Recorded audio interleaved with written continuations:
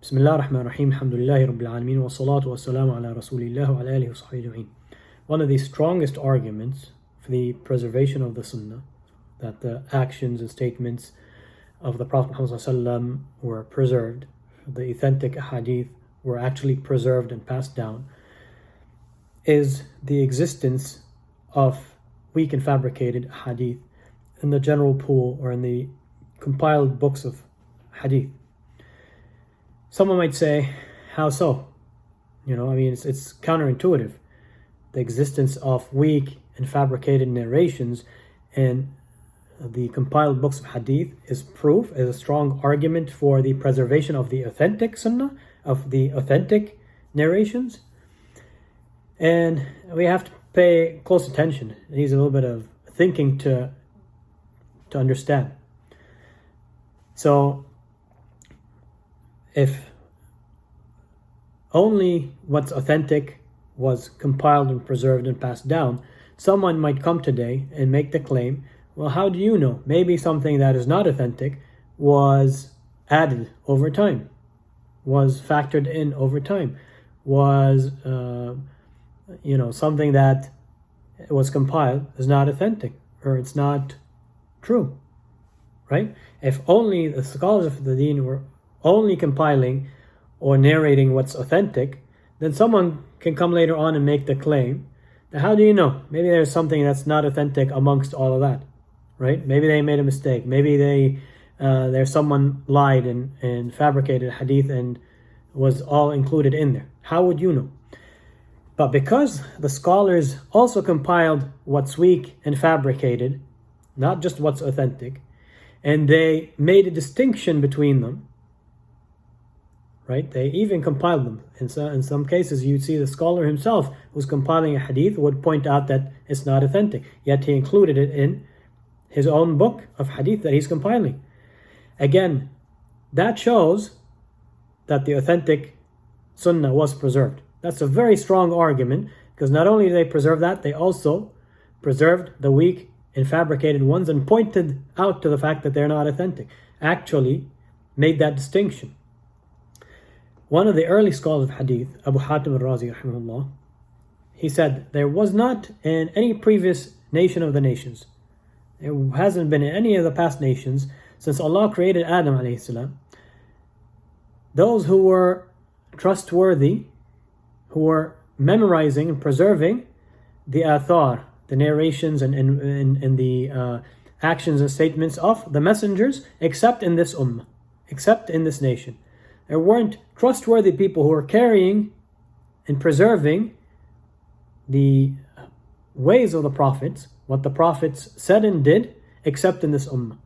And you don't see that in any of the past nations, where you have trustworthy, reliable narrators who preserved what their prophet or their messenger said and did and passed it down, except in this ummah.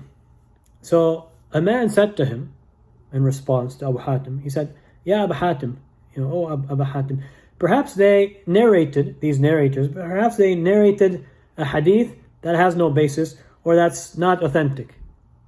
Perhaps they narrated a hadith that's not authentic. So Abu Hatim said, they're scholars, know what is authentic and what's not, and they narrate that for knowledge. They narrate even what's not authentic to show that it's not authentic, to show that they know that this hadith exists, this narration exists, and that it's not authentic. They point that out. They don't just dismiss it, say it's not authentic, leave it out, forget about it. No, they even narrate what's not authentic to point out that it's not authentic. And he said, so that it becomes clear to those who come after them, that they distinguished between the narrations and between these athar, and they preserved it.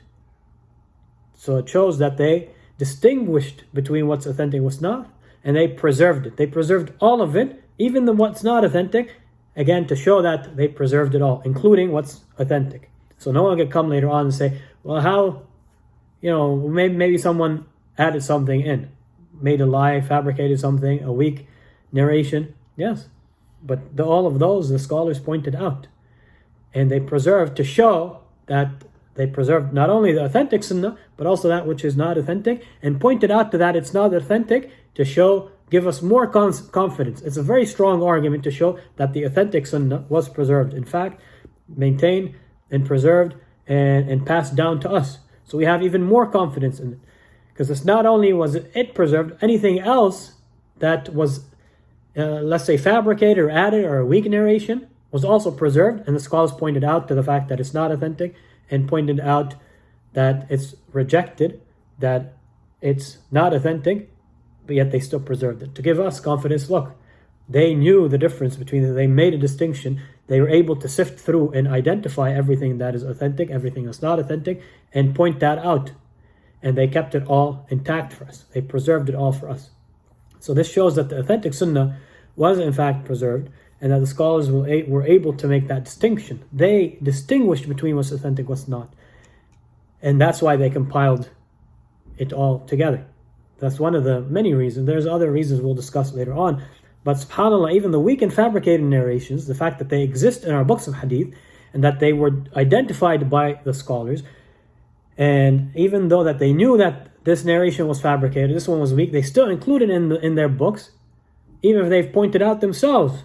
The same scholar would sometimes include a narration and point out that it's fabricated or it's weak, that it's not acceptable, it's not authentic to him, but he's still including it and compiling it in his book of hadith when he's compiling, to show that they've compiled everything that they got, and to show that they in fact did preserve the authentic narrations and the authentic hadith, and that the sunnah of the Prophet Muhammad, what he actually said and did, was in fact preserved and passed down generation to generation onto us. And we will discuss, inshallah, another time, maybe more of the reasons or the benefits why the scholars compile all the hadith, what other benefits they have that even the fabricated weak hadith are compiled and included in the books of hadith. There's many benefits to those, many reasons behind those, but we'll discuss those another time. But this one reason alone provides a very strong argument for the preservation of the sunnah, for the whole system itself, to show that in fact it is a reliable system of preserving the sunnah of the Prophet ﷺ and passing down on what's authentic to us, and gives us more confidence in that system, and in fact that when the authentic hadith are there, that this is the reliable authentic narrations that give us the sunnah of the Prophet Muhammad ﷺ, and that it was preserved. Barakallahu feekum, jazakumullah khaira, wassalamu alaikum wa rahmatullahi wa barakatuh.